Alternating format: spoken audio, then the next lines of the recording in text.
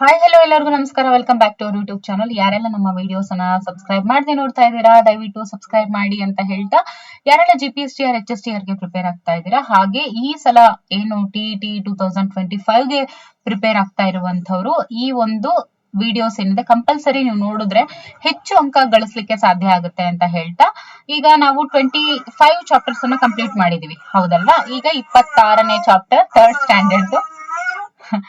Standard okay, start ಮಾಡೋಣ. Let's begin. Yes, ಹೆಚ್ಚು ಸಂಕೀರ್ಣ ಯೋಜನೆಗಳ ಮೇಲೆ ಗಮನ ಹರಿಸುತ್ತಾರೆ ಮತ್ತು ಕೆಲವು ಅಡಚಣೆಗಳಿದ್ದಾಗಲೂ ಕೂಡ ಕಾರ್ಯವನ್ನ ಪೂರ್ಣಗೊಳಿಸುತ್ತಾರೆ. ಇದು ಈ ಒಂದು ಚಾಪ್ಟರ್ ನ ಕಲಿಕಾಫಲ ಆಗಿರುತ್ತೆ. ಸೊ ಈ ಕೆಳಗಿನ ಪ್ರತಿ ಪ್ರಶ್ನೆಗಳಿಗೆ 4 ಉತ್ತರಗಳನ್ನ ನೀಡಲಾಗಿದೆ. ಅವುಗಳಲ್ಲಿ ಸರಿಯಾದ ಉತ್ತರವನ್ನ ಗುರುತಿಸಿ ಅಂತ ಇದೆ. ಮೊದಲನೇ ಪ್ರಶ್ನೆ, ಸಂಬಂಧಿಕರ ಊರಿಗೆ ಹೋಗ್ಬೇಕಾದಾಗ ಅಥವಾ ಸಂಬಂಧಿಕರ ಊರಿಗೆ ಹೋಗಬೇಕಾದ ಕಾರಣ ಶಾಲೆಗೆ ಗೈರು ಹಾಜರಾಗಿದ್ದು ಶಿಕ್ಷಕರು ಅಂದು ನೀಡಿದ ಮನೆ ಕೆಲಸ ಮಾಡಿಕೊಂಡು ಹೋಗಬೇಕಾಗಿದೆ. ಈ ಸಂದರ್ಭದಲ್ಲಿ ನಾನು ಅನುಸರಿಸಬೇಕಾಗಿರುವಂತಹ ಕ್ರಮ ಯಾವುದು? ನೋಡಿ, ಈಗ ಸಂಬಂಧಿಕರು ಊರಿಗೆ ಹೋಗ್ಬೇಕಾಗಿರುವಂತಹ ಕಾರಣ ಶಾಲೆಗೆ ಅಬ್ಸೆಂಟ್ ಆಗ್ತಾನೆ ಮಗು. ಸೊ ಅವಾಗ ಶಿಕ್ಷಕರು ಅವತ್ತು ನೀಡಿದ ಮನೆ ಕೆಲಸ ಮಾಡ್ಕೊಂಡು ಹೋಗ್ಬೇಕಾಗಿರುತ್ತೆ. ಹಾಗಿದ್ದಾಗ ಈ ಸಂದರ್ಭದಲ್ಲಿ ಮಗು ಯಾವ ಒಂದು ಕ್ರಮವನ್ನ ಅನುಸರಿಸುತ್ತೆ? ಮನೆ ಕೆಲಸ ಮಾಡದೆ ಮರುದಿನ ಶಾಲೆಗೆ ಹೋಗ್ಬೇಕು, ಶಿಕ್ಷಕರನ್ನು ಅಥವಾ ಸಹಪಾಠಿಗಳನ್ನು ಸಂಪರ್ಕಿಸಿ ಮನೆ ಕೆಲಸ ಮಾಡಿಕೊಂಡು ಹೋಗ್ಬೇಕು, ಮರುದಿನ ಶಾಲೆಗೆ ತಪ್ಪಿಸ್ಕೊಳ್ಬೇಕು, ನನಗೆ ಗೊತ್ತಿಲ್ಲ ಬರ್ದಿಲ್ಲ ಅಂತ ಹೇಳ್ಕೊಳ್ಬೇಕು ಅಂತ ಇದೆ. ಉತ್ತರ ನೀವು ನೋಡಿದ ಕೂಡ್ಲೆ ಹೇಳ್ತೀರಾ, ದಟ್ ಶಿಕ್ಷಕರನ್ನು ಅಥವಾ ಸಹಪಾಠಿಗಳನ್ನ ಸಂಪರ್ಕಿಸಿ ಮನೆ ಕೆಲಸ ಮಾಡಿಕೊಂಡು ಹೋಗ್ಬೇಕು. ಇದು ಏನಿದೆ ಇದು ಸರಿಯಾದಂತರ ಉತ್ತರ. ಓಕೆ, ಇದು ಯಾವುದು? ಮರುದಿನ ಶಿಕ್ಷಕರನ್ನು ಮತ್ತು ಸಹಪಾಠಿಗಳನ್ನು ಸಂಪರ್ಕಿಸಿ ಮನೆ ಕೆಲಸ ಮಾಡ್ಕೊಂಡು ಹೋಗ್ಬೇಕು ಅಂತ ಏನಿದೆಯಲ್ಲ, ಇದು ಸರಿಯಾದಂತ ಉತ್ತರ. ಇನ್ನು ಶಾಲೆಯಲ್ಲಿ ಸ್ವತಂತ್ರ ದಿನಾಚರಣೆ ಮಾಡುವಾಗ ನಾವೇನ್ ಮಾಡ್ಬೇಕು? ಧ್ವಜಾರೋಹಣ ಮಾಡುತ್ತೇವೆ, ಈ ಮೇಲಿನ ಎಲ್ಲವನ್ನು ಮಾಡುತ್ತೇವೆ, ಶಾಲೆ ತರಗತಿ ಆವರಣಗಳನ್ನು ಸ್ವಚ್ಛಗೊಳಿಸ್ತೇವೆ, ರಾಷ್ಟ್ರಗೀತೆ ಹಾಡುತ್ತೇವೆ, ಈ ಮೇಲಿನ ಎಲ್ಲವೂ ಅನ್ನುವಂಥದ್ದೇನಿದೆ this is the right answer. ಜೊತೆಗೆ ನಿನಗೆ ಹುಷಾರಿಲ್ಲದ ದಿನ ಹೀಗೆ ಮಾಡುವೆ: ಔಷಧಿ ಸೇವಿಸುವೆ, ಚಲನಚಿತ್ರ ನೋಡಲು ಹೋಗುವೆ, ಸ್ನೇಹಿತರೊಂದಿಗೆ ಆಟ ಆಡುವೆ, ಮೊಬೈಲ್ ನೋಡುವೆ ಅಂತ ಇದೆ. ನೋಡಿ, ಹುಷಾರಿಲ್ಲದ ದಿನ ಏನ್ ಮಾಡ್ಬೇಕು? ಔಷಧಿಯನ್ನ ಸೇವಿಸ್ಬೇಕು, ಹೌದಲ್ವಾ? ಏನ್ ಮಾಡ್ಬೇಕು? ಔಷಧಿಯನ್ನ ಸೇವಿಸ್ಬೇಕು. Let's okay. ನೆಕ್ಸ್ಟ್ ಚಾಪ್ಟರ್ ಬಂದು 27ನೇ ಒಂದು ಚಾಪ್ಟರ್, ದಟ್ ಇಸ್ ಗುಂಪು ಆಟಗಳಲ್ಲಿ ಪರಸ್ಪರ ಸಹಕರಿಸುತ್ತಾರೆ ಮತ್ತು ಗುಂಪಿನ ಸದಸ್ಯರೊಂದಿಗೆ ಕಾಳಜಿ ಮತ್ತು ಆತ್ಮೀಯತೆಯನ್ನ ವ್ಯಕ್ತಪಡಿಸ್ತಾರೆ. ಇದು ಈ ಒಂದು ಪಾಠದ ಕಲಿಕಾಫಲ ಆಗಿರುತ್ತೆ. ಮೊದಲನೇದಾಗಿ ಈ ಒಂದು ಚಾಪ್ಟರ್ಗೆ ಸಂಬಂಧಪಟ್ಟಂತೆ MCQs ಅನ್ನ ನೋಡ್ತಾ ಹೋದ್ರೆ, ತರಗತಿಯಲ್ಲಿ ಚಿತ್ರಕ್ಕೆ ಬಣ್ಣ ಹಚ್ಚುವ ಚಟುವಟಿಕೆ ನೀಡಿದ್ದಾರೆ. ತರಗತಿಯಲ್ಲಿ ಏನ್ ಮಾಡಿದರೆ? ಚಿತ್ರಕ್ಕೆ ಬಣ್ಣ ಹಚ್ಚುವಂತ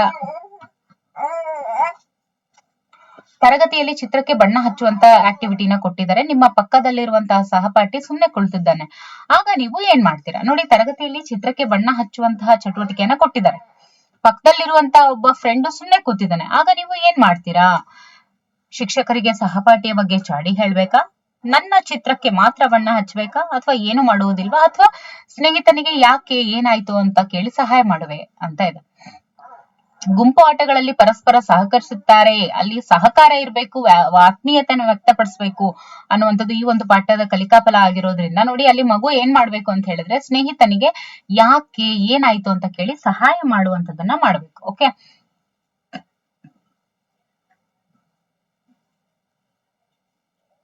ಮುಂದಿನ ಪ್ರಶ್ನೆ, ಶಾಲಾ ಮೈದಾನದಲ್ಲಿ ನಿನ್ನ ಸ್ನೇಹಿತ ಅಥವಾ ಸ್ನೇಹಿತೆ ಆಟ ಆಡುವಾಗ ಬಿದ್ದು ಗಾಯಗೊಂಡು ರಕ್ತ ಬರುತ್ತಿದೆ, ಆಗ ನೀನು ಏನ್ ಮಾಡ್ತೀಯ? ನೋಡಿ, ಶಾಲೆ ಮೈದಾನದಲ್ಲಿ ಸ್ನೇಹಿತ ಅಥವಾ ಸ್ನೇಹಿತೆ ಆಟ ಆಡ್ಕೊಂಡು ಬಿದ್ದು ಗಾಯ ಮಾಡ್ಕೊಂಡ್ಬಿಟ್ಟಿದ್ದಾರೆ, ರಕ್ತ ಸೋರ್ತಾ ಇದೆ, ಆಗ ಏನ್ ಮಾಡ್ಬೇಕು? ನೋಡಿ, ಏನ್ ಮಾಡ್ಬೇಕು? ಒಂದು ಕಡೆ ಕರೆತಂದು ಕೂರಿಸುವೆ, ಶಿಕ್ಷಕರ ಗಮನಕ್ಕೆ ತರುವೆ, ಪ್ರಥಮ ಚಿಕಿತ್ಸೆ ಮಾಡುವೆ, ಮೇಲಿನ ಎಲ್ಲವನ್ನು ಮಾಡುವೆ ಅಂತ ಇದೆ. ನೋಡಿ, ಇಲ್ಲಿ ಎಲ್ಲವನ್ನೂ ಮಾಡ್ಬೇಕು ಮಗು. ಫಸ್ಟ್ ಕರ್ಕೊಂಡ್ ಬಂದು ಒಂದ್ ಕಡೆ ಕೂಡಿಸ್ಬೇಕು, ಶಿಕ್ಷಕರ ಗಮನಕ್ಕೆ ತರಬೇಕು, ಪ್ರಥಮ ಚಿಕಿತ್ಸೆ ಕೂಡ ಮಾಡ್ಬೇಕು. ಮಕ್ಕಳು ತಂಡಗಳಲ್ಲಿ ಲಗೋರಿ ಆಟ ಆಡುತ್ತಿದ್ದಾರೆ, ಆಗ ಇದನ್ನು ಮಾಡಬಾರ್ದು. ನಿಯಮ ಅನುಸರಿಸಿ ಆಡುವುದು, ಪರಸ್ಪರ ಸಹಕರಿಸುವುದು, ಪರಸ್ಪರ ಜಗಳ ಮಾಡುವುದು, ಎಲ್ಲರಿಗೂ ಅವಕಾಶ ನೀಡೋದು. ಯಾವುದನ್ನ ಮಾಡಬಾರ್ದು ಅಂದ್ರೆ ಪರಸ್ಪರ ಜಗಳ ಮಾಡೋದಿರುತ್ತಲ್ವಾ, ಅದನ್ನ ಮಾಡಬಾರ್ದು. ಭಾರತದ ರಾಷ್ಟ್ರೀಯ ಕ್ರೀಡೆ ಹಾಕಿ. ಆಟಗಾರನಿಗೆ ಇರಬೇಕಾದಂತಹ ಮುಖ್ಯ ಲಕ್ಷಣ ಯಾವುದು? ಗೆಲುವು ಸೋಲುಗಳನ್ನ ಸಮನಾಗಿ ಸ್ವೀಕರಿಸುವುದು, ದ್ವೇಷ ಸಾಧಿಸುವುದು, ದೂರು ನೀಡುವುದು, ಕ್ರೀಡಾಂಗಣದಿಂದ ಓಡಿ ಹೋಗುವುದು. ಮುಖ್ಯ ಲಕ್ಷಣ ಸೋಲು ಮತ್ತು ಗೆಲುವುಗಳನ್ನ ಸಮಾನವಾಗಿ ಸ್ವೀಕರಿಸುವುದು. ಇದೊಂದು ತರಗತಿ ಹೊರಗೆ ಆಡುವ ಗುಂಪು ಆಟ. ಯಾವುದು? ಹೊರಗಡೆ ಆಡುವಂತಹ ಗುಂಪು ಆಟ ಯಾವುದು? ದಟ್ ಇಸ್ ಯಾವುದು? ಲಗೋರಿ. ಲಗೋರಿ, ಚೆಸ್, ಕೇರಂ ಮತ್ತೆ ಹಾವು ಏಣಿ ಆಟ ಅಂತ ಇದೆ.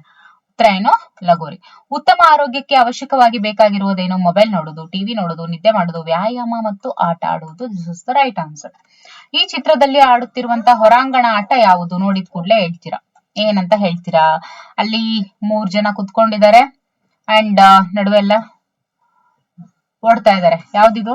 That is kho kho. Okay. ಈ ಚಿತ್ರದಲ್ಲಿರುವ ಆಟದ ಹೆಸರು ಯಾವುದು? ನೋಡಿ, ಬುಗುರಿ ಆಟ, ಕುಂಟೆಬಿಲ್ಲೆ ಆಟ, ಹಗ್ಗ ಜಗ್ಗಾಟ, ಚಿನ್ನಿ ದಾಂಡು ಅಂತ ಇದೆ. ಹಗ್ಗ ಜಗ್ಗಾಟ. ಮುಂದಿನ ಪ್ರಶ್ನೆ, ಈ ಚಿತ್ರದಲ್ಲಿ ಇರುವಂತಹ ಆಟದ ಬೋರ್ಡ್ ಯಾವುದು? ನೋಡಿ, ಹಾವು ಏಣಿ ಆಟ. ಹೌದಲ್ವಾ? ಈ ಆಟದ ಹೆಸರು ಏನು? ಯಾವುದು? ಕುಂಟೆಬಿಲ್ಲೆ. ನೋಡಿ, ಈ ಕೆಳಗಿನ ಆಟಗಳಲ್ಲಿ ಗುಂಪಿಗೆ ಸೇರೋದನ್ನ ಗುರುತಿಸಿ ಅಂತ ಇದೆ. ಕಬಡ್ಡಿ, ಖೋ ಖೋ, ಲಗೋರಿ, ಕೇರಂ ಅಂತ ಇದೆ. ಗುಂಪಿಗೆ ಸೇರದೇ ಇರುವಂತದ್ದು. ನೋಡಿ, ಕಬಡ್ಡಿಗೂ ಜನ ಬೇಕು, ಒಬ್ರೇ ಆಡಕ್ ಬರಲ್ಲ. ಖೋ ಖೋಗೂ ಜನ ಬೇಕು, ಒಬ್ರೇ ಆಡಕ್ ಬರಲ್ಲ. ಓಕೆ. ಆಮೇಲೆ ಕಬಡ್ಡಿ, ಖೋ ಖೋ, ಲಗೋರಿ, ಕೇರಂ ಅಂತ ಇದೆ. ಓಕೆ. ಇದಕ್ಕೆಲ್ಲ ಸ್ವಲ್ಪ ಜನ ಬೇಕು. ಆದ್ರೆ ಈ ಒಂದು ಕೇರಂ ಏನಿದೆಯಲ್ಲ, ಇದು ಇಬ್ರು ಕುತ್ಕೊಂಡು ಆಡುವಂತದ್ದು. ಎಕ್ಸ್ಟ್ರಾ ಅಂದ್ರೆ 4 ಜನ ಕುತ್ಕೊಂಡು ಆಡುವಂತದ್ದು. ಅಷ್ಟೇ ಸೀಮಿತ ಆಗಿರುತ್ತೆ. ಹಾಗಾಗಿ ಕೇರಂ ಅನ್ನುವಂಥದ್ದು ಸರಿಯಾದ ಉತ್ತರ. ಆಮೇಲೆ ಇದು ಇಂಡೋರ್ ಗೇಮ್. ಓಕೆ. ಮೇನ್ಲಿ ಇದು ಇಂಡೋರ್ ಗೇಮ್. ಇವೆಲ್ಲ ಏನು? Outdoor games. ಓಕೆ. ಈ ಕೆಳಗಿನ ಆಟದ ಚಿತ್ರದಲ್ಲಿ ಗುಂಪು ಆಟವನ್ನ ಗುರುತಿಸಿ ಅಂತ ಇದೆ. ಗುಂಪು ಆಟ ಯಾವುದು ಅಂತ ಗುರುತಿಸ್ಬೇಕು. ಚಿತ್ರ 1, 2, 3, 4 ಅಂತ ಇದೆ. ನೋಡಿ, ಗುಂಪು ಆಟ. ಈ ಚಿತ್ರದಲ್ಲಿ ಕಂಡು ಬರುವಂತಹ ಗುಂಪು ಆಟ ಯಾವುದು ಅಂತ ಹೇಳಿದ್ರೆ ಚಿತ್ರ 3. 1, 2, 3. ಚಿತ್ರ 3 ನೋಡಿ. ಇಲ್ಲೆಲ್ಲ ಒಬ್ಬೊಬ್ರೆ ಆಟ ಆಡ್ತಾ ಇದಾರೆ. ಇಲ್ಲೂ ಸ್ಕಿಪ್ಪಿಂಗು, ಇಲ್ಲಿ ಸ್ಕಿಪ್ಪಿಂಗು, ಇಲ್ಲೂ ಕೂಡ ಇಂಡಿವಿಜುವಲ್ ಆಗಿ ಬ್ಯಾಟು ಮತ್ತೆ ಅದೆಲ್ಲ ಮಾಡ್ತಾ ಇದಾರೆ. ಇಲ್ಲಿ ನೋಡಿ, ಇಲ್ಲೂ ಕೂಡ ಅಲ್ವಾ? ಆದ್ರೆ ಇಲ್ಲೇನಿದೆ? ಇಲ್ಲಿ ಗುಂಪು ಆಟಗಳನ್ನ ಆಡ್ತಾ ಇದಾರೆ. ಹಾಗಾಗಿ ಚಿತ್ರ 3 ಸರಿಯಾದ ಉತ್ತರ. ಈ ಚಿತ್ರಗಳಲ್ಲಿ ಮಕ್ಕಳು ಚೆಂಡನ್ನು ಆಡುತ್ತಿರುವಂತಹ ದೃಶ್ಯ ಗುರುತಿಸಿ. ಚೆಂಡನ್ನ ಆಡ್ತಾ ಇರುವಂತಹ ದೃಶ್ಯ ಯಾವುದು? 14ನೇ ಒಂದು ಪ್ರಶ್ನೆ ಆಗಿರುತ್ತೆ ಇದು. ಇಲ್ಲೂ ಕೂಡ ನೋಡಿ, ಚೆಂಡನ್ನ ಆಡ್ತಾ ಇರೋದು ಇಲ್ಲಿ. ಹಾಗಾಗಿ ಚಿತ್ರ 3. ಕೆಳಗಿನ ಪಟ್ಟಿಯಲ್ಲಿ ಒಟ್ಟು ಎಷ್ಟು ಆಟಗಳು ಒಳಾಂಗಣ ಆಟ ಅಲ್ಲ? ಒಳಾಂಗಣ ಆಟ ಅಲ್ಲ. ಚೆಸ್ಸು ಒಳಾಂಗಣ ಆಟ, ಖೋ ಖೋ ಅಲ್ಲ, ಚೌಕಾಬಾರ ಒಳಾಂಗಣ ಆಟ, ಬ್ಯಾಸ್ಕೆಟ್ ಬಾಲ್ ಅಲ್ಲ, ಕಬಡ್ಡಿ ಅಲ್ಲ, ಹಳೆಗುಣಿ ಮನೆ ಆಟ ಹೌದು, ಕೇರಂ ಹೌದು, ಕ್ರಿಕೆಟ್ ಅಲ್ಲ, ವಾಲಿಬಾಲ್ ನೋ. ಹಾಗಾದ್ರೆ ಇಲ್ಲಿ 1, 2, 3, 4 ಎಷ್ಟು ಒಳಾಂಗಣ ಆಟಗಳು ಅಲ್ಲ ಅಂತ ಕೇಳಿದ್ದಾರೆ. ಒಟ್ಟು ಎಷ್ಟು ಒಳಾಂಗಣ ಆಟಗಳು ಅಲ್ಲ ಅಂತ ಕೇಳಿದ್ದಾರೆ. ಓಕೆ. ಹಾಗಾಗಿ ಇಲ್ಲಿ ಎಷ್ಟು ಒಳಾಂಗಣ ಆಟಗಳು ಇಲ್ಲ ಅಂತ ಹೇಳಿದ್ರೆ 1, 2, 3, 4, 5. ಹಾಗಾಗಿ 5 ಏನಿದೆ? 5 ಒಳಾಂಗಣ ಆಟಗಳಲ್ಲ. ಈ ಕೆಳಗಿನ ಹೇಳಿಕೆಗಳಲ್ಲಿ ಸರಿಯಾದ ಹೇಳಿಕೆಯನ್ನ ಗುರುತಿಸಿ. ಹೇಳಿಕೆ ಎ ಏನಿದೆ? ಮನೆಯ ಶಾಲೆಯ ಒಳಗೆ ಆಡುವ ಆಟಗಳನ್ನ ಹೊರಾಂಗಣ ಆಟ ಅಂತ ಹೇಳ್ತಾರೆ. ಒಳಗೆ ಆಡುವ ಆಟಗಳನ್ನ ಹೊರಾಂಗಣ ಆಟ ಅಂತ ಹೇಳ್ತಾರೆ. ಇದಂತೂ ತಪ್ಪೇ ತಪ್ಪು. ಹೇಳಿಕೆ ಬಿ, ಮನೆಯ ಹೊರಗೆ ಬಯಲಿನಲ್ಲಿ ಆಡುವ ಆಟಗಳನ್ನ ಒಳಾಂಗಣ ಆಟ ಅಂತ ಹೇಳ್ತಾರೆ. ತಪ್ಪು. ಓಕೆ. ಇದರಲ್ಲಿ ಹೇಳಿಕೆ ಎ ಸರಿಯಾಗಿದೆ, ಬಿ ಅದಕ್ಕೆ ತಪ್ಪಾಗಿದೆ. 2 ಹೇಳಿಕೆಗಳು ಸರಿಯಾಗಿದೆ. ಹೇಳಿಕೆ ಬಿ ಸರಿಯಾಗಿದೆ, ಆದ್ರೆ ಎ ತಪ್ಪಾಗಿದೆ ಅಂತ ಇದೆ. ನೋಡಿ, 2 ಹೇಳಿಕೆಗಳು ತಪ್ಪಾಗಿದೆ. ಹೌದಲ್ವಾ? This is the right answer. ಈ ಪಟ್ಟಿಯಲ್ಲಿ ಖಾಲಿ ಇರುವ ಜಾಗವನ್ನ ಸೂಕ್ತ ಉತ್ತರದಿಂದ ತುಂಬಿರಿ ಅಂತ ಇದೆ. ಹೊರಾಂಗಣ ಆಟ ಕ್ರಿಕೆಟ್. ಕ್ರಿಕೆಟ್ ಜೊತೆ ಯಾವುದು ಹೊರಾಂಗಣ ಆಟ? ಒಳಾಂಗಣ ಆಟ ಚೆಸ್ಸು ಮತ್ತೆ ಕೇರಂ ಅಂತ ಇದೆ. ಹಾಗಾದ್ರೆ ಖಾಲಿ ಬಿಟ್ಟಿರುವಂತ ಜಾಗದಲ್ಲಿ ನಾವು ಯಾವ್ದನ್ನ ತುಂಬಬಹುದು? ಹಾಕಿಯನ್ನ ತುಂಬಬಹುದು. ಹೌದಲ್ವಾ? ಎಸ್. ಈಗ ಮುಂದಿನ ಪ್ರಶ್ನೆಗಳನ್ನ ನೋಡ್ತಾ ಹೋಗೋಣ. ಆಟಗಳಿಂದ ನಮಗಾಗುವ ಪ್ರಯೋಜನವನ್ನ ತಿಳಿಸಿ. ನೋಡಿ, ಆಟಗಳಿಂದ ನಮ್ಗೆ ಏನೆಲ್ಲ ಪ್ರಯೋಜನ ಇದೆ ಅಂತ ಹೇಳಿದ್ರೆ ದೇಹಕ್ಕೆ ವ್ಯಾಯಾಮ ಸಿಕ್ಕಂಗಾಗುತ್ತೆ. ಆಟಗಳು ಮನರಂಜನೆಯನ್ನ ಒದಗಿಸ್ತವೆ. ಜೊತೆಗೆ ಒಳಾಂಗಣ ಮತ್ತು ಹೊರಾಂಗಣ ಆಟಗಳಿಗಿರುವಂತಹ ವ್ಯತ್ಯಾಸ ಏನು ಅಂತ ಅಂದ್ರೆ, ಬಯಲಿನಲ್ಲಿ ಆಡ್ತಕ್ಕಂತ ಆಟಗಳು ಹೊರಾಂಗಣ ಆಟ ಅಂತ ಹೇಳ್ತೀವಿ. ಒಳಗೆ ಆಡುವಂತ ಆಟಗಳನ್ನ ಒಳಾಂಗಣ ಆಟಗಳು ಅಂತ ಹೇಳ್ತೀವಿ. ಜೊತೆಗೆ ಅವುಗಳಿಗೆ ಪ್ರತ್ಯೇಕವಾಗಿ ಒಂದಷ್ಟು ಎಕ್ಸಾಂಪಲ್ಸ್ ಅನ್ನ ಕೊಡಬಹುದು. ಇನ್ನು ಗುಂಪುಗಳಲ್ಲಿ ಆಡುವ ಆಟಗಳನ್ನ ಪಟ್ಟಿ ಮಾಡಿ ಅಂತ ಇದೆ. ಚಿನ್ನಿ ದಾಂಡು, ಲಗೋರಿ, ಕುಂಟೆಬಿಲ್ಲೆ, ಚೌಕಾಬಾರ ಇವುಗಳನ್ನ ಹೇಳ್ತೀವಿ. ಹೊರಾಂಗಣ ಆಟಗಳನ್ನ ಪಟ್ಟಿ ಮಾಡಿ ಅಂತ ಇದೆ. That is kabaddi, kho kho, volleyball, ಚಿನ್ನಿ ದಾಂಡು, ಲಗೋರಿ ಇವೆಲ್ಲವೂ ಕೂಡ. ಇನ್ನು ಹಿಂದಿನ ಕಾಲದ ಜನರು ಆಡುತ್ತಿದ್ದಂತಹ ಸ್ಥಳೀಯ ಆಟಗಳನ್ನ ಹೆಸರಿಸಿ ಅಂತ ಇದೆ. ಚಿನ್ನಿ ದಾಂಡು, ಲಗೋರಿ, ಕುಂಟೆಬಿಲ್ಲೆ, ಚೌಕಾಬಾರ ಇವೆಲ್ಲ ಏನು ಹಿಂದಿನ ಕಾಲದ ಜನರು ಆಡ್ತಾ ಇದ್ದಂತಹ ಸ್ಥಳೀಯ ಆಟಗಳು ಅಂತ ಹೇಳ್ಬೋದು. ಈಗ 28ನೇ ಪಾಠ ನೋಡಿ. ಇದರ ಒಂದು ಕಲಿಕಾ ಫಲ ಏನಾಗಿರುತ್ತೆ ಅಂದ್ರೆ ಈ ಒಂದು ಪಾಠದಿಂದ ಸ್ನೇಹಿತರಿಗೆ ಗಾಯ, ಕಾಯಿಲೆ, ದುರ್ಘಟನೆಗಳು ಸಂಭವಿಸಿದಾಗ ಅವರ ನೋವು, ದುಃಖ ಶಮನಗೊಳಿಸೋದಕ್ಕೆ ಸಹಕಾರ ಭಾವನೆಯನ್ನ ಮಕ್ಕಳು ವ್ಯಕ್ತಪಡಿಸ್ತಾರೆ ಹಾಗೂ ಜವಾಬ್ದಾರಿಯುತ ವಯಸ್ಕರಿಗೆ ವರದಿಯನ್ನ ಮಾಡ್ತಾರೆ ಅನ್ನುವಂಥದ್ದು ಈ ಒಂದು ಪಾಠದ ಕಲಿಕಾ ಫಲ ಆಗಿರುತ್ತೆ. ಸೊ ಈ ಕೆಳಗಿನ ಪ್ರಶ್ನೆಗಳಿಗೆ 4 ಉತ್ತರಗಳನ್ನು ನೀಡಲಾಗಿದೆ, ಅವುಗಳಲ್ಲಿ ಸರಿಯಾದ ಉತ್ತರವನ್ನ ಗುರುತಿಸಿ. ಮೊದಲನೇ ಪ್ರಶ್ನೆ, ನಿನ್ನ ಸ್ನೇಹಿತ ಅಥವಾ ಸ್ನೇಹಿತೆ ಬರೆಯುವ ಕೈಗೆ ಪೆಟ್ಟು ಬಿದ್ದು ಮನೆ ಕೆಲಸ ಬರೆದುಕೊಳ್ಳಲು ಆಗ್ತಾ ಇಲ್ಲ, ಅಂದ್ರೆ ಹೋಮ್ವರ್ಕ್ ಮಾಡ್ಕೊಳ್ಳೋದಕ್ಕೆ ಆಗ್ತಾ ಇಲ್ಲ. ಆಗ ನೀವೇನ್ ಮಾಡ್ತೀರಾ? ನೋಡಿ, ಸುಮ್ನೆ ಕುಳಿತುಕೊಳ್ತೀನಿ, ಸ್ನೇಹಿತನ ಪಕ್ಕದಿಂದ ಬೇರೆ ಕಡೆಗೆ ಹೋಗಿ ಕುಳಿತುಕೊಳ್ತೀನಿ, ಸ್ನೇಹಿತನಿಗೆ ಬರೆದುಕೊಳ್ಳಲು ಸಹಾಯ ಮಾಡ್ತೀನಿ, ಸ್ನೇಹಿತನ ಮನೆಗೆ ಹೋಗಿ ಬರೆದುಕೊಂಡಿಲ್ಲ ಎಂದು ಹೇಳುವೆ ಅಂತ ಇದೆ. ಓಕೆ, ಸ್ನೇಹಿತನಿಗೆ ಬರ್ದ್ಕೊಳ್ಳೋದಕ್ಕೆ ನಾವು ಸಹಾಯ ಮಾಡ್ಬೇಕಾಗತ್ತೆ. ಓಕೆ, ಬರ್ದ್ಕೊಳ್ಳೋದಕ್ಕೆ ಸಹಾಯ ಮಾಡ್ತಾರೆ ಮಗು. ರಸ್ತೆಯ ಅಪಘಾತವನ್ನ ಕಂಡಾಗ ನಿನ್ನ ಪ್ರತಿಕ್ರಿಯೆ ಏನಾಗಿರುತ್ತೆ? 108ಕ್ಕೆ ಕರೆ ಮಾಡುವೆ, ಕೈ ಚಪ್ಪಾಳೆ ತಟ್ಟುವೆ, ಸುಮ್ಮನೆ ನಡೆದು ಹೋಗುವೆ, ಭಯದಿಂದ ಓಡಿ ಹೋಗುವೆ. 108ಕ್ಕೆ ಕರೆ ಮಾಡಬೇಕು ಅನ್ನುವಂತ ಪ್ರಾಥಮಿಕ ಪ್ರಜ್ಞೆ ಈ ಒಂದು ಪಾಠದಿಂದ ಮಕ್ಕಳಲ್ಲಿ ಬೆಳೆಯುತ್ತೆ. ಜ್ವರ ಬಂದಾಗ ನಾವು ಹೋಗುವಂತ ಸ್ಥಳ ಆಸ್ಪತ್ರೆ ಆಗಿರುತ್ತೆ. ಸ್ನೇಹಿತನಿಗೆ ನಾಯಿ ಒಂದು ಕಚ್ಚಿದಾಗ ನಿನ್ನ ಪ್ರತಿಕ್ರಿಯೆ ಏನಾಗಿರುತ್ತೆ? ನೋಡಿ, ಸ್ನೇಹಿತನಿಗೆ ನಾಯಿ ಒಂದು ಕಚ್ಚಿರುತ್ತೆ ಅಂತ ಹೇಳಿದಾಗ ನಮ್ಮ ಪ್ರತಿಕ್ರಿಯೆ ಏನಾಗಿರುತ್ತೆ? ಹಿರಿಯರಿಗೆ ವಿಷಯ ತಿಳಿಸೋದು, ಸುಮ್ಮನೆ ಹೋಗುವೆ, ಸ್ನೇಹಿತನಿಗೆ ಅಪಹಾಸ್ಯ ಮಾಡುವೆ, ನಾಯಿಗೆ ಕಲ್ಲಿನಿಂದ ಹೊಡೆಯುವೆ. ಹಿರಿಯರಿಗೆ ವಿಷಯವನ್ನ ತಿಳಿಸ್ಬೇಕಾಗುತ್ತೆ. ಓಕೆ, ಇನ್ನು 5ನೇ ಪ್ರಶ್ನೆ ನೋಡಿ, ನಿಮ್ಮ ತಾಯಿ ಅನಾರೋಗ್ಯಕ್ಕೆ ತುತ್ತಾದಾಗ ಸಂದರ್ಭದಲ್ಲಿ ನೀವು ಹೇಗೆ ಅವರನ್ನು ಉಪಚರಿಸುವಿರಿ ಅಂತ ಹೇಳಿ ವಿವರಿಸಿ ಅಂತ ಇದೆ. ಸೊ ಇಲ್ಲಿ ವಿದ್ಯಾರ್ಥಿಗಳು ತಮ್ಮ ತಮ್ಮ ವೈಯಕ್ತಿಕ ಅಭಿಪ್ರಾಯಗಳನ್ನ ಇಲ್ಲಿ ದಾಖಲಿಸಬೇಕಾಗುತ್ತೆ. ಮುಂದಿನ ಒಂದು ಪಾಠ ನೋಡೋಣ, ದಟ್ ಇಸ್ 29th ಚಾಪ್ಟರ್. ಇದರಿಂದ ಮಕ್ಕಳಿಗೆ ಏನೆಲ್ಲ ಒಂದು ಕಲಿಕಾ ಫಲಗಳನ್ನ ನಾವು ನೋಡ್ಬೋದು ಮಕ್ಕಳಲ್ಲಿ ಅಂತ ಹೇಳಿದ್ರೆ, ಸ್ನಾಯುಗಳ ಸಮನ್ವಯತೆಯಿಂದ ಒಂದಕ್ಕಿಂತ ಹೆಚ್ಚಿನ ಚಲನೆಗಳನ್ನ ಪ್ರದರ್ಶಿಸ್ತಾರೆ. ಉದಾಹರಣೆಗೆ ನಡಿಗೆ ಆಗಿರ್ಬೋದು, ಓಟ ಆಗಿರ್ಬೋದು, ಕುಳಿತುಕೊಳ್ಳುವ ಮತ್ತು ನಿಲ್ಲುವ, ಮುಮ್ಮುಖ ಮತ್ತು ಹಿಮ್ಮುಖ ಓಟಗಳನ್ನ ಸಂಯೋಜಿಸಬಹುದು. ಇವುಗಳೆಲ್ಲದ್ರ ಬಗ್ಗೆ ಮಕ್ಕಳು ತಿಳ್ಕೊಳ್ತಾ ಹೋಗ್ತಾರೆ. ಸೊ ಇಲ್ಲಿ ಪ್ರತಿ ಪ್ರಶ್ನೆಗಳಿಗೆ 4 ಉತ್ತರಗಳನ್ನು ನೀಡಿದ್ದಾರೆ. ಸರಿಯಾದ ಉತ್ತರವನ್ನ ಆಯ್ಕೆ ಮಾಡೋಣ. ಓಡುತ್ತಿರುವ ನಿನ್ನ ಸ್ನೇಹಿತನನ್ನು ಹಿಡಿಯಲು ನೀನು ಓಡುವ ರೀತಿ ಯಾವುದು? ಹಿಮ್ಮುಖ ನೋಟ, ಮುಮ್ಮುಖ ನೋಟ, ನಿಧಾನ ಓಟ, ಕಪ್ಪೆ ಓಟ. ಓಡ್ತಾ ಇರುವ ನಿನ್ನ ಸ್ನೇಹಿತ ಮುಂದಕ್ಕೆ ಓಡೋಗ್ತಾ ಇದ್ದಾನೆ, ಅವನನ್ನ ಓಡುವಂತ ರೀತಿ ಯಾವ ರೀತಿ ನೀವು ಓಡ್ತೀರಾ ನಿಮ್ಮ ಫ್ರೆಂಡ್ ಅನ್ನ ಹಿಡಿಲಿಕ್ಕೆ ಅಂತ ಇದೆ ಪ್ರಶ್ನೆ. ಅವನ್ ಮುಂದೆ ಓಡ್ತೀರಾ ಅಂದ್ರೆ ನೀವು ಮುಂದೆ ಓಡ್ತೀರಾ, ದಟ್ ಇಸ್ ಮುಮ್ಮುಖ. ಮುಂದೆ ಮುಖ ಮಾಡೋದ್ರೆ ಮುಮ್ಮುಖ ಓಟ. ಓಕೆ, ವ್ಯಾಯಾಮ ಮಾಡುವುದರಿಂದ ಏನ್ ಸಿಗುತ್ತೆ?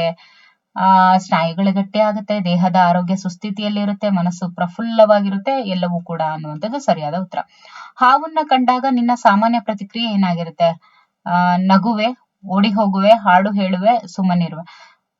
ಹಾವನ್ನ ಕಂಡಾಗ ಸಾಮಾನ್ಯ ಪ್ರತಿಕ್ರಿಯೆ ಅಂತ ಹೇಳಿದ್ದಾರೆ. ಸಾಮಾನ್ಯ ಪ್ರತಿಕ್ರಿಯೆ ಆಗಿರುವುದರಿಂದ ಓಡಿ ಹೋಗುವಂತದ್ದೇ ಎಲ್ಲರ ಒಂದು ಸಾಮಾನ್ಯ ಪ್ರತಿಕ್ರಿಯೆ, ಹೌದಲ್ವಾ? ಇನ್ನು 4ನೇ ಪ್ರಶ್ನೆ, ಕಬ್ಬಿಣದ ಗುಂಡನ್ನ ಎತ್ತೋದಕ್ಕೆ ನಮಗೆ ಅಗತ್ಯವಾದ ಶಕ್ತಿ ಯಾವುದು? ಕಬ್ಬಿಣದ ಗುಂಡು ಇದೆ, ಅದನ್ನ ಎತ್ತಬೇಕು ಅಂತ ಅಂದ್ರೆ ನಮಗೆ ಸ್ನಾಯು ಶಕ್ತಿ ಬೇಕಾ? ಪವನ ಶಕ್ತಿ, ಸೌರಶಕ್ತಿ, ಜಲಶಕ್ತಿ? ಯಾವ ಶಕ್ತಿ ಬೇಕು ನಮಗೆ? ಸ್ನಾಯು ಶಕ್ತಿ ಏನಿದೆಯಲ್ಲ, this is the right answer. Okay, ಇನ್ನು 5ನೇ ಪ್ರಶ್ನೆ, ಕೆಳಗಿನವುಗಳಲ್ಲಿ ಸ್ನಾಯು ಶಕ್ತಿ ಬಳಸದೆ ಆಡುವಂತಹ ಆಟ ಯಾವುದು? ಚದುರಂಗ, ವಾಲಿಬಾಲ್, ಕಬಡ್ಡಿ, ಕ್ರಿಕೆಟ್ ಅಂತ ಇದೆ. ಓಕೆ, ಚದುರಂಗ ಮೀನ್ಸ್ ಚೆಸ್ ಏನಿದೆಯಲ್ಲ, ಇದು ಚದುರಂಗದ ಆಟ ಅಂತ ಹೇಳ್ತೀವಿ. ಸೊ ಇದಕ್ಕೆ ಸ್ನಾಯು ಶಕ್ತಿ ಬಳಸದೆ ಆಡುವಂತಹ ಆಟ ಚದುರಂಗದ ಆಟ. ಇನ್ನು ಆಟಗಳು ಅಂತ ಬಂದಾಗ ದೇಹಕ್ಕೆ ಸುರಕ್ಷತೆಯನ್ನ ಕಾಪಾಡ್ತವೆ, ದೇಹಕ್ಕೆ ಆಲಸ್ಯವನ್ನ ಉಂಟು ಮಾಡ್ತವೆ, ದೇಹದ ಆಯಸ್ಸನ್ನ ಕ್ಷೀಣಿಸ್ತವೆ, ದೈಹಿಕ ಸ್ಥಿತಿ ಹದಗೆಡಿಸುತ್ತೆ, ದೇಹದ ಸುರಕ್ಷತೆಯನ್ನ ಕಾಪಾಡ್ತವೆ ಆಟಗಳು. ಈ ಚಿತ್ರದಲ್ಲಿರುವಂತಹ ಆಟಗಾರನ ಹೆಸರು ಯಾವುದು? That is Virat Kohli. ಯಾರಿಗೆಲ್ಲ ವಿರಾಟ್ ಕೊಹ್ಲಿ ಇಷ್ಟ ಕಾಮೆಂಟ್ ಅಲ್ಲಿ ತಿಳಿಸಿ. ಓಕೆ, ನೀನು ಪ್ರತಿದಿನ ಎಷ್ಟು ದೂರ ನಡೆಯುವೆ ಅಂದಾಜಿಸಿ ಬರೀರಿ, ಅಥವಾ ಜಸ್ಟ್ ನೀವೇ ಅನ್ಕೊಳ್ಳಿ ಎಷ್ಟು ಹೋಗ್ತೀರಾ ಅಂತ ತಿಳ್ಕೊಳ್ಳಿ ನಿಮಗ್ ನೀವೇ. ಅಂಡ್ ಪ್ರತಿದಿನ 1 ಗಂಟೆ ನಡಿಗೆ ಈ ಮಾತನ್ನ ವಿವರಿಸಿ. ಪ್ರತಿದಿನ 1 ಗಂಟೆ ನಡೆಯೋದ್ರಿಂದ ನಮ್ಮ ದೇಹದ ಆರೋಗ್ಯ ಏನಾಗಿರುತ್ತೆ? ಉತ್ತಮವಾಗಿರುತ್ತೆ. ನಮ್ಮ ದೇಹಕ್ಕೆ ವ್ಯಾಯಾಮ ಕೂಡ ದೊರಕಿದಂತೆ ಆಗುತ್ತೆ. ಇನ್ನು ವ್ಯಾಯಾಮ ಮಾಡೋದ್ರಿಂದ ನಮಗೆ ಆಗ್ತಕ್ಕಂಥ ಪ್ರಯೋಜನಗಳು ಅಂತ ಬಂದಾಗ ನೋಡಿ, ವ್ಯಾಯಾಮ ಮಾಡೋದ್ರಿಂದ ನಮ್ಮ ದೇಹದ ಸ್ನಾಯುಗಳು ಬಲಗೊಳ್ತವೆ, ಜೊತೆಗೆ ವ್ಯಾಯಾಮವು ದೇಹಕ್ಕೆ ಸದೃಢತೆಯನ್ನು ನೀಡ್ತಾ ಹೋಗುತ್ತೆ. Okay, next chapter, that is chapter 30. Chapter number 30 ತನ್ನ ಸುತ್ತಲಿನ ಸಸ್ಯಗಳು, ಪ್ರಾಣಿಗಳು, ವಯಸ್ಸಾದವರು, ವಿಕಲಚೇತನರು, ತಾರತಮ್ಯಕ್ಕೆ ಒಳಗಾದ ಕುಟುಂಬ ವ್ಯವಸ್ಥೆಯ ಬಗ್ಗೆ ಸಂವೇದನಾಶೀಲರಾಗ್ತಾರೆ ಮಕ್ಕಳು ಈ ಒಂದು ಪಾಠದಿಂದ. ಜೊತೆಗೆ ಮೂಲಭೂತ ಅವಶ್ಯಕತೆಗಳಾಗಿರುವಂತಹ ಆಹಾರ, ವಸತಿ ಇತ್ಯಾದಿಗಳನ್ನ ಪಡೆಯೋದಕ್ಕೆ ಮತ್ತು ಆಯ್ಕೆಗಳಲ್ಲಿ ಇಷ್ಟವಿಲ್ಲದ್ದು, ಸಾಮರ್ಥ್ಯ, ವೈವಿಧ್ಯತೆಗಳನ್ನ ಗುರುತಿಸ್ತಾ ಹೋಗ್ತಾರೆ. ಸೊ ಮೊದಲನೇ ಒಂದು ಪ್ರಶ್ನೆ, ಬಸ್ಸಿನಲ್ಲಿ ನೀನು ಕೂತು ಪ್ರಯಾಣಿಸುವಾಗ ವಯಸ್ಸಾದ ವ್ಯಕ್ತಿ ನಿಂತಿರುವುದನ್ನ ನೋಡಿದಾಗ ನಿನ್ನ ಪ್ರತಿಕ್ರಿಯೆ ಏನಾಗಿರುತ್ತೆ? ಸೀಟನ್ನ ಬಿಟ್ಕೊಡೋದಾಗಿರುತ್ತೆ. ಆದ್ರೆ ಎಷ್ಟು ಜನ ಸೀಟ್ ಬಿಟ್ಕೊಡ್ತಾರೆ ಇವತ್ತು? ಫ್ರೀ ಬಸ್ ಬೇರೆ ಇದೆ, ಹೌದಲ್ವಾ? ಎಷ್ಟು ಜನ ಸೀಟನ್ನ ಬಿಟ್ಕೊಡ್ತಾರೆ ನೋಡಿ. ಓದೋ ಮಕ್ಳೇನೆ ಇವಾಗ ಹಿರಿಯರು ಫಸ್ಟ್ ನಾವ್ ಅದನ್ನ ಕಲ್ತ್ರೆ ಮಾತ್ರ ನಮ್ಮ ಮಕ್ಳು ಅದನ್ನ ಕಲಿತಾರಲ್ವಾ ಬಸ್ ನಲ್ಲಿ. ಸೊ ನೋಡಿ, ಉತ್ತರ ಬಂದು ಸೀಟನ್ನ ಬಿಟ್ಕೊಡೋದಾಗಿರುತ್ತೆ. ಅಂದ್ರೆ ನಮ್ಮ ಮೌಲ್ಯಗಳು ಬರೀ ಪಾಠಕ್ಕೆ ಅಥವಾ ಪ್ರಶ್ನೆಗೆ ಮಾತ್ರ ಸೀಮಿತ ಆಗ್ಬಾರ್ದು, ಅದನ್ನ ಜೀವನದಲ್ಲೂ ಅಳವಡಿಸ್ಕೊಳ್ಬೇಕು. ನೋಡಿ, ನೀನು ರಸ್ತೆ ದಾಟುವ ಸಂದರ್ಭದಲ್ಲಿ ಓರ್ವ ಬೈಕ್ ಸವಾರ ಆಘಾತಕ್ಕೆ ಒಳಗಾಗುತ್ತಾನೆ, ಆಗ ನಿನ್ನ ಪ್ರತಿಕ್ರಿಯೆ ಏನು? ದೊಡ್ಡವರನ್ನ ಕೂಗಿ ಕರುವೆ, ಅಪಹಾಸ್ಯ ಮಾಡುವೆ, ಮೊಬೈಲ್ ನಲ್ಲಿ ಚಿತ್ರೀಕರಿಸುವೆ, ಸುಮ್ಮನೆ ಹೋಗುವೆ. ಈಗ ಬಹಳಷ್ಟು ಜನ ಏನ್ ಮಾಡ್ತಾ ಇದಾರೆ, ಮೊಬೈಲ್ ನೇ ಚಿತ್ರೀಕರಿಸ್ತಾ ಇದ್ದಾರೆ. ಎಷ್ಟೋ ವೈರಲ್ ವಿಡಿಯೋಸ್ ಎಲ್ಲ ನಾವು ನೋಡ್ತಾ ಇದೀವಿ, ಹೌದಲ್ವಾ?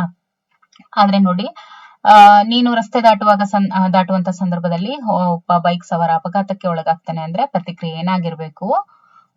ದೊಡ್ಡವರನ್ನ ಕೂಗಿ ಕರಿಬೇಕು. ಓಕೆ, ಯಾರಾದ್ರೂ ನಿನಗೆ ಸಹಾಯ ಮಾಡಿದಾಗ ನಿನ್ನ ಪ್ರತಿಕ್ರಿಯೆ ಏನಾಗಿರುತ್ತೆ? ಯಾರಾದರೂ ನಿನಗೆ ಸಹಾಯ ಮಾಡಿದಾಗ ಪ್ರತಿಕ್ರಿಯೆ ಏನಾಗಿರುತ್ತೆ? ಧನ್ಯವಾದ ಹೇಳುವೆ, ಉದಾಸೀನ ತೋರುವೆ, ಜಗಳ ಮಾಡುವೆ, ಏನನ್ನು ಪ್ರತಿಕ್ರಿಯಿಸುವುದಲ್ಲ, ಧನ್ಯವಾದವನ್ನ ಹೇಳ್ಬೇಕು. Thank you. ಮಾತು ಬಾರದವರು ಪ್ರತಿಕ್ರಿಯಿಸುವಂತಹ ರೀತಿ ಯಾವ್ದ್ರಿಂದ ಹೇಳ್ತಾರೆ ಅವರು? ಅವರ ಒಂದು ಆಂಗಿಕ ಚಲನೆಯ ಮುಖಾಂತರ ಹೇಳ್ತಾರೆ. ಓಕೆ, ಇನ್ನು 4ನೇದು, ದೃಷ್ಟಿ ವಿಶೇಷ ಚೇತನರು ಬಳಸುವಂತಹ ಲಿಪಿ, ದಟ್ ಇಸ್ ಬ್ರೈಲ್ ಲಿಪಿ ಆಗಿರುತ್ತೆ. ಓಕೆ, ಇನ್ನು ಮಲಗಿರುವ ನಾಯಿಗೆ ನಿನ್ನ ಸ್ನೇಹಿತ ಕಲ್ಲು ಹೊಡೆದಾಗ ನಿನ್ನ ಪ್ರತಿಕ್ರಿಯೆ ಏನಾಗಿರುತ್ತೆ? ನಾವೇನ್ ಹೇಳ್ಬೇಕು? ಏನೋ ನೀನ್ ತಗೊಂಡೋಗಿ ಕಲ್ಲು ಹೊಡ್ದ್ಯಾ, ಹೊಡಿ ಅಂತ ಹೇಳ್ಬಾರ್ದು. ಏನು ಅದು ತಪ್ಪು ಅಂತ ಹೇಳ್ಬೇಕು, ಹೌದಲ್ವಾ? ತಪ್ಪು ಅಂತ ಹೇಳ್ಬೇಕು. ಈ ಚಿತ್ರದಲ್ಲಿ ಕಾಣಿಸುವಂತಹ ಸಾಧನ ಯಾವ್ದಿದು? ವೀಲ್ ಚೇರ್, ಹೌದಲ್ವಾ? ಸೊ ಗಾಲಿ ಕುರ್ಚಿ, ಬ್ರೈಲ್ ಸಲಕರಣೆ, ಕಂಕುಳ ಸಾಧನ, ವಾಕರ್ ಅಂತ ಇದೆ. ಏನಿದು? ಗಾಲಿ ಕುರ್ಚಿ, ವೀಲ್ ಚೇರ್. ಈ ಚಿತ್ರದಲ್ಲಿರುವ ಸಾಧನವನ್ನ ಬಳಸುವವರು ಯಾರು? ದೃಷ್ಟಿ ವಿಶೇಷ ಚೇತನರು, ಶ್ರವಣ ವಿಶೇಷ ಚೇತನರು, ನಡೆಯಲು ಬಾರದವರು, ಮೇಲಿನ ಎಲ್ಲವೂ ಅಂತ ಇದೆ.